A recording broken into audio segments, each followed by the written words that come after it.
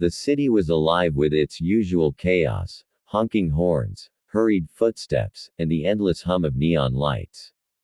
But Daniel hardly noticed any of it. His world had narrowed to a paper bag clutched tightly in his hands.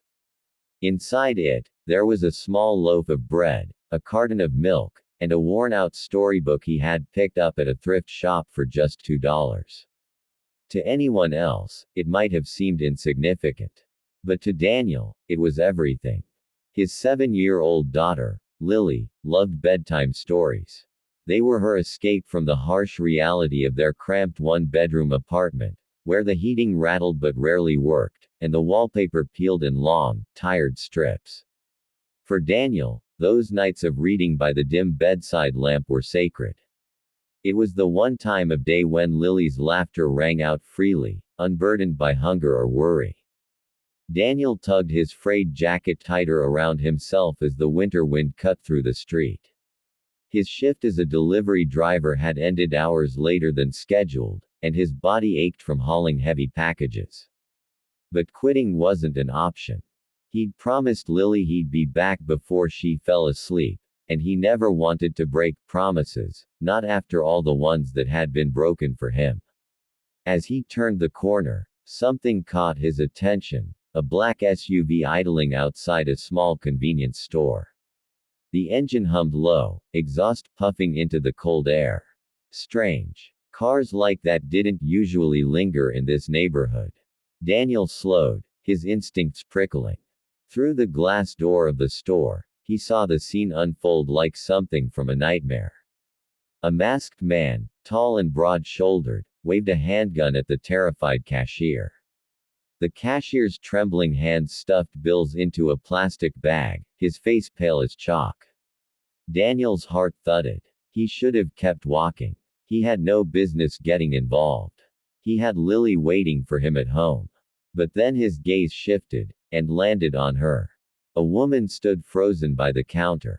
She was striking, her tailored navy suit a sharp contrast to the fluorescent-lit shop.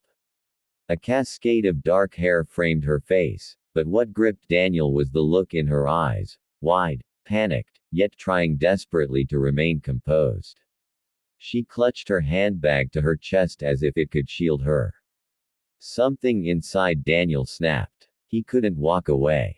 Not when someone's life was hanging in the balance. He pushed open the glass door, the bell chiming loudly. The masked robber whipped his head around, pointing the gun directly at him. "Back off." The man barked, his voice rough, jagged with desperation. Daniel lifted his hands slowly, palms outward. His pulse raced so hard he thought it might tear through his chest.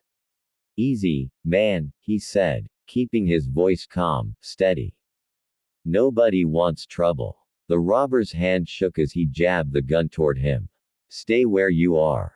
Daniel's mind raced. He had no weapon, no backup, just the wiry strength of a man used to labor and the raw desperation of a father who couldn't afford to die. He thought of Lily's small face, her sleepy smile when he kissed her goodnight. He thought of how alone she'd be if something happened to him now. But he also knew he couldn't freeze, not when this man could snap and shoot at any second. The cashier fumbled with the bag, sweat dripping down his forehead. The woman didn't move, her chest rising and falling in shallow breaths. Daniel scanned the shelves quickly. There, a wire shopping basket perched on a lower rack, half filled with candy bars. He edged closer, feigning nervous compliance. The robber shouted, "I said don't move." In that split second, Daniel lunged. He grabbed the basket and swung it with all his strength, slamming it into the robber's wrist.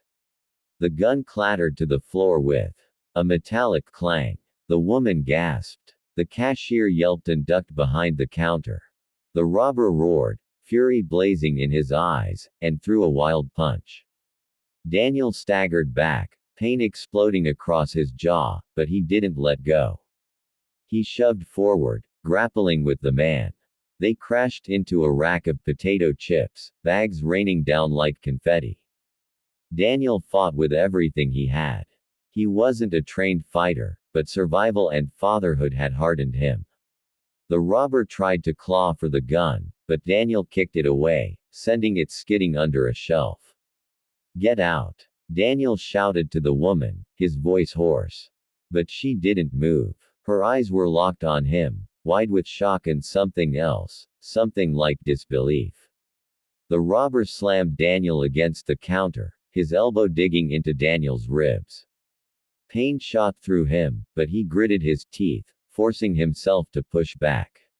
He grabbed the man's arm and twisted, adrenaline flooding his veins. With a final surge, he shoved the robber to the floor, pinning him down with his knee. The bell above the door jingled again, but this time it was followed by the wail of sirens outside. Police officers stormed in, weapons drawn. In seconds, the robber was yanked up, cuffed, and dragged out. Daniel stumbled back, breathing hard, his body trembling with exhaustion. His lip bled, his knuckles ached, and his lungs burned, but the danger had passed. For a moment, silence hung heavy in the store. Then the woman stepped forward. "You," her voice was soft, shaken, but filled with awe. "You saved my life." Daniel wiped the blood from his lip with the back of his hand. He gave her a tired, almost embarrassed smile. "Just did what anyone would have done." But even as he said it, he knew that wasn't true. Most people would have turned away, too scared or too cautious to interfere. He hadn't been able to, because he saw someone helpless, and because he knew Lily would one day ask him what kind of man her father was. The woman's gaze lingered on him, studying him as if she were trying to piece together a puzzle. She reached out, lightly touching his arm to stop him as he turned to leave. "I'm Rebecca Sinclair," she said finally. Her tone carried weight, authority. It was a name that struck a chord in Daniel's memory. Sinclair Enterprises. One of the most powerful corporations in the city. Daniel blinked, stunned. He hadn't just saved some passerby, he'd saved one of the city's most influential women. Rebecca tilted her head slightly, her dark eyes narrowing with curiosity. "Who are you?" she asked softly. "Why would you risk your life like that for strangers?" Daniel opened his mouth, ready to brush it off, to disappear back into anonymity. But before he could answer, the cashier, still pale, still trembling, muttered something under his breath. Rebecca's head whipped toward him. "What did you just say?" The cashier swallowed, his gaze flicking nervously toward Daniel. And then, as the words left his mouth, Rebecca's expression shifted from gratitude to shock. Her eyes locked onto Daniel, widening as though she had just uncovered something she wasn't meant to see. And in that moment, she discovered a secret about him, one that would change everything. Rebecca's breath caught as the cashier's whispered words echoed in her ears. "Daniel Hayes." She stared at the man before her, bloodied lip, torn jacket, exhaustion etched into his face. But behind all that, she suddenly saw recognition. A name she hadn't heard in years, buried under company scandals, lawsuits, and quiet cover-ups. Her voice came out barely above a whisper. "Wait, you're Daniel Hayes." Daniel's entire body stiffened. He froze for a heartbeat, then turned slightly, as if weighing whether to bolt through the door. His jaw clenched. "You must be mistaken," he muttered, but even as he said it, the denial sounded hollow. Rebecca's heart pounded. She knew she wasn't mistaken. She remembered the boardroom discussions, the late-night crisis meetings, the fallout that had nearly rocked Sinclair Enterprises to its knees. Daniel Hayes, the young, brilliant engineer who had designed a prototype that could have changed the industry. And then, just as suddenly, he had been accused of stealing it. Corporate espionage, the reports had said. Millions of dollars in losses. His name had been dragged through the mud, his career shattered overnight. And then he had vanished. Rebecca took a step closer, lowering her voice, her eyes never leaving his. "No. I know it's you. I remember the day you disappeared." You worked at my company. You were, she trailed off, scanning his worn out clothes, his tired face. You were one of our best. Daniel let out a bitter laugh, rough and low. Best, huh? That's not what they said when they threw me out like trash. His eyes darkened, carrying years of resentment and pain. The cashier, realizing the tension between them, busied himself stacking the scattered bags of chips, pretending not to listen. But Rebecca didn't care. Her focus was entirely on Daniel. They said you stole from us, she whispered. That you leaked the designs to a competitor. We had to. You had to what? Daniel snapped, his voice suddenly sharp. Destroy me. Blacklist me from every company in the industry. Make sure I couldn't find a job even as a junior engineer. Do you know what that did to me? His chest heaved, his words cracking under the weight of years of anger. Rebecca flinched at his tone but didn't back away. Daniel, I wasn't on the board then. I wasn't CEO yet. I was just, she hesitated. I believed what they told me.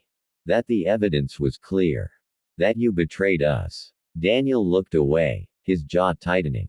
His voice softened, but the pain lingered.